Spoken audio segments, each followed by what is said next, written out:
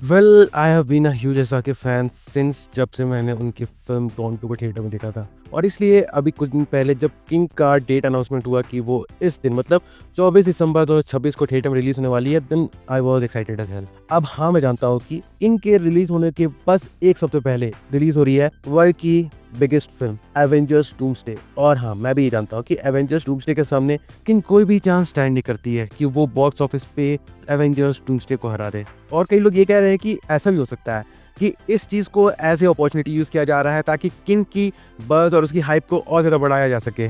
जहाँ पर जब से अनाउंस हुआ है कि किंग रिलीज होने वाली है 24 दिसंबर 2026 को, जस्ट डूम्सडे के रिलीज होने के एक हफ्ते बाद, तो उसके बाद से हर कोई, लिटरली हर कोई इस फिल्म पर अपना ओपिनियन दे रहा है, जो कि मैक्सिमम किंग के अगेंस्ट ही है। और उस चीज़ का कंसर्न मैं समझ सकता हूँ कि लोग इस तरीके का ओपिनियन क्यों बना रहे हैं, क्योंकि ये एक बहुत ही नॉर्मल सी बात है कि एक्चुअली में ऐसा पॉसिबल भी नहीं हो सकता कि किंग एवेंजर्स डूम्सडे को किसी भी हालत में लाइक टक्कर दे पाए। जहाँ तक इंडियन मार्केट की बात है तो वहाँ पर मैं काफ़ी हद तक समझ सकता हूँ, but in the international level nope. और देखो, इससे आगे अगर बढ़ के मैं किंग मूवी के बारे में बात करूँ तो देखो, किंग का अभी तक 2 मटेरियल आउट हुआ है। एक तो जिसमें उस फिल्म की टाइटल अनाउंसमेंट को किया गया था, जो कि शाहरुख खान के बर्थडे के दिन आया था, और दूसरा ये डेट अनाउंसमेंट वाला टीजर जिसमें हमें कुछ ग्लिम्प्सेस दिखाए गए हैं from the movie king, and I am telling you it's not looking good. यहाँ पर जब टाइटल रिवील वाला वीडियो आउट हुआ था शाहरुख खान के बर्थडे पर, तो मैंने ये कहा था कि वो बहुत ही ज़्यादा पठान से रिजेंबल खा रहा है, एंड इवन जवान से भी उसकी रिजेंबलेंस अनकैनी है। अब पता नहीं ऐसा क्यों है, शायद जिस तरीके का box office pull Pathaan and Jawan के साथ देखने को मिला था इंडिया 2023,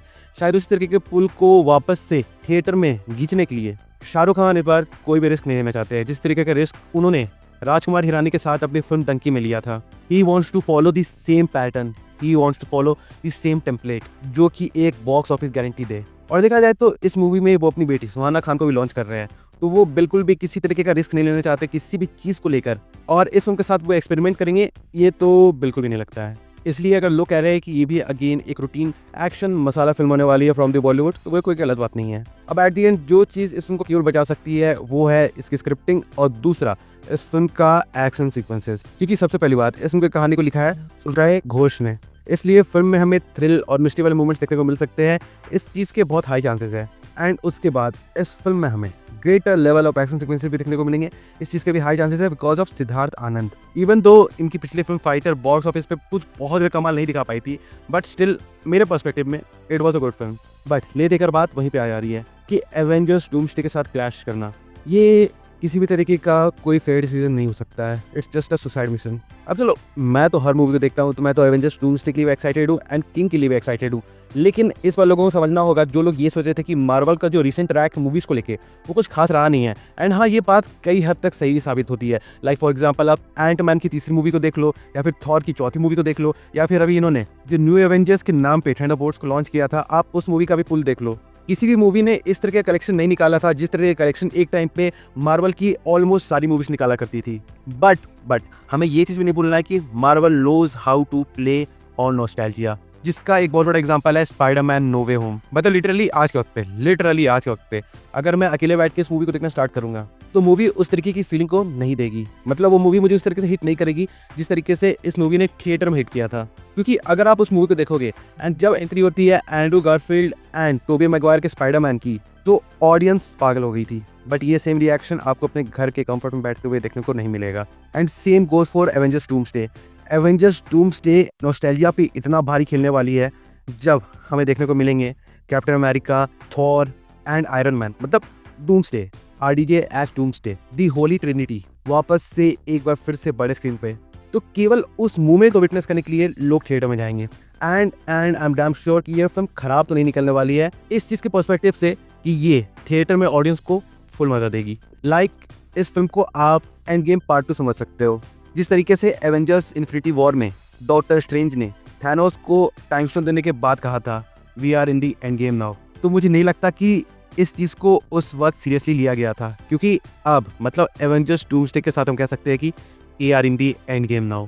और ये जो लाइन है ना, we are in the endgame now, ये बहुत मैटर करती है। एंड जिस तरीके से हर एक पार्टिकुलर कैरेक्टर पर रूसो ब्रदर्स एक मिनी ट्रेलर या फिर कह सकते हैं एक मिनी टीजर को लॉन्च किए जा रहे हैं, जो और कुछ नहीं, फिल्म की हाइप को सिर्फ और सिर्फ बढ़ाई जा रही है।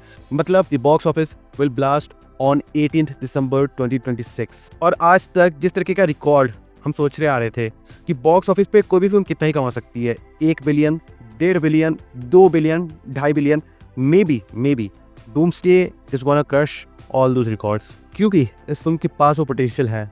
और भले ये फिल्म किंग के साथ क्लैश होने वाली है इवन आफ्टर 1 वीक, बट मुझे जहाँ तक लगता है कि एवेंजर्स डूम्सडे किंग को खा जाएगी। Even though I am hello excited for king and मैं किंग को तो फर्स्ट डे फर्स्ट शो जाके ही देखूंगा, सेम उसी तरीके से जिस तरीके से मैं एवेंजर्स डूम्सडे को भी फर्स्ट डे फर्स्ट शो जाके देखूंगा।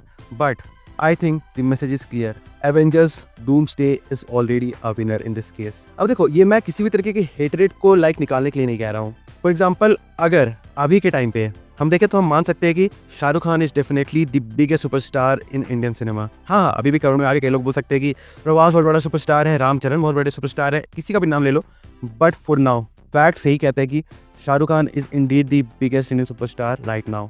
बट ये टैग होने के बावजूद भी हम इस बात की गारंटी नहीं ले सकते कि this movie is gonna give a huge dent to Avengers Doomsday. अब आगे मैं भी यही होप करता हूँ कि जो भी चीज़ें हमें सुनने को मिली है कि एवेंजर्स डूम्सडे के साथ इनका क्लैश होने वाला है, वो केवल एक बस बढ़ाने का तरीका हो, केवल एक मार्केटिंग गिमिक हो और कुछ भी नहीं।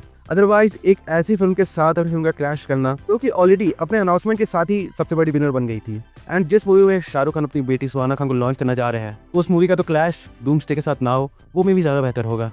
But no one can deny the pull of SRK when it comes to Indian audience. But आगे मैं ये भी बात बोलना चाहूँगा कि भले अभी डूम्सडे के साथ शाहरुख खान की फिल्म क्लैश होने वाली है, लेकिन इसके अलावा अगर सलमान खान की भी कोई फिल्म क्लैश होने वाली होती, या प्रभास की भी कोई फिल्म क्लैश होने वाली होती, या फिर किसी भी और बड़े सुपरस्टार लाइक अल्लू अर्जुन की भी कोई फिल्म क्लैश होने वाली होती डूम्सडे के साथ, तो वहाँ पर भी मैं यही सेम बातें बोलता। मैं कोई बायस्ड होके इस चीज़ का ओपिनियन नहीं बना रहा हूँ, it's a simple and a straight forward fact. क्योंकि देखो, अगर हम एक सिनेरियो इस चीज़ को भी मान लेते हैं कि किंग बहुत ही ज़्यादा एक्स्ट्रा ऑर्डिनरी फिल्म निकल गई, मतलब ऐसी एक्शन फिल्म जो हमने इतिहास में, मतलब बॉलीवुड के इतिहास में या फिर इंडियन सिनेमा के इतिहास में आज तक नहीं देखी है, उसके बावजूद भी बहुत ही मिनिमम चांस है कि ये फिल्म एवेंजर्स डूम्सडे के सामने खरी उतर पाएगी।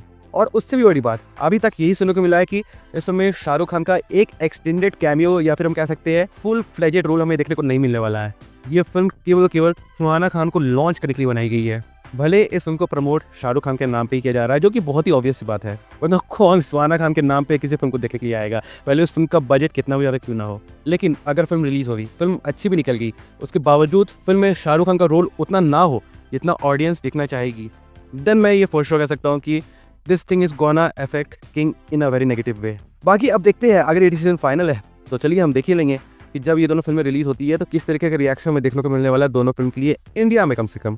बाकी इंटरनेशनल लेवल पे तो हम अभी भी जानते हैं कि Avengers Doomsday is gonna rule, चाहे कोई भी कंट्री हो। इसलिए for the time being let's just wait and hope for the best. तो वेल, अगर देखा जाए तो यही था मेरा एक ओवरऑल ओपिनियन इस पार्टिकुलर टॉपिक को लेके, जहां पर I am both concerned and excited for King, लेकिन वहीं पर दूसरी तरफ एवेंजर्स डूम्सडे किंग को लिटरली खा सकती है, इस बात के बहुत ज़्यादा हाई चांसेस है।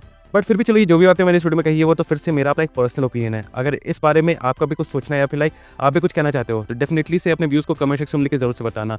मैं ज़रूर से जानना चाहूँगा कि इस बारे में आपके थॉट्स किस तरीके के हैं। So do drop your views in the comment section. और हाँ, बाकी फिर चलिए मिलते हैं बहुत जल्द एक और नए वीडियो के साथ, तब तक के लिए बाय।